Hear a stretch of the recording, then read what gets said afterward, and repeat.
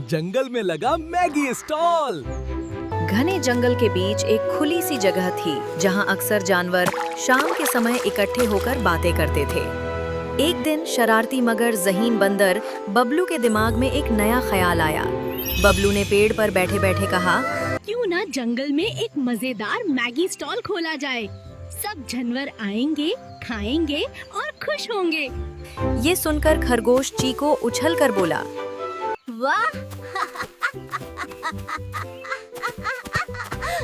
मुझे तो मैगी बहुत पसंद है। अगले ही दिन बबलू ने पेड़ों की टहनियों और पत्तों से एक छोटा सा स्टॉल बना लिया। उसने एक तख्ती भी लगा दी जिस पर लिखा था, बबलू मैगी पॉइंट, गरम गरम मैगी। जंगल में खबर तेजी से फैल गई। सबसे पहले गिलहरी गुड्डू आई। उसने कहा, एक प्लेट मैगी देना, ज्यादा मसाला डालना। फिर लोमड़ी लाली आई, फिर हिरन हनी और थोड़ी ही देर में लंबी लाइन लग गई। बबलू तेजी से मैगी बना रहा था। ऑर्डर तैयार। अगला कौन है? इतने में हाथी गज्जू भी आ पहुंचा। उसने जोर से कहा, मेरी लिए तो डूनी, पंच प्लाटे मग्गी बनाओ। ये सुनकर सब जानवर हंसने लगे।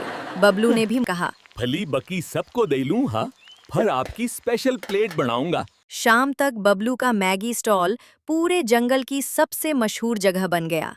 जानवर सिर्फ मैगी खाने नहीं आते थे, बल्कि हंसी मजाक और खुशी बांटने भी आते थे। आखिर में बबलू ने कहा, देखा दोस्तों, जब हम मिलजुल कर कुछ करते हैं तो खुशी भी बढ़ जाती है। सब जानवर खुश होकर बोले, बबलू की मैगी सबसे बेस्ट। ये कहानी हमें सिखाती है कि मिलजुल कर काम करने और खुशी बांटने से जिंदगी मजीद खूबसूरत बन जाती है।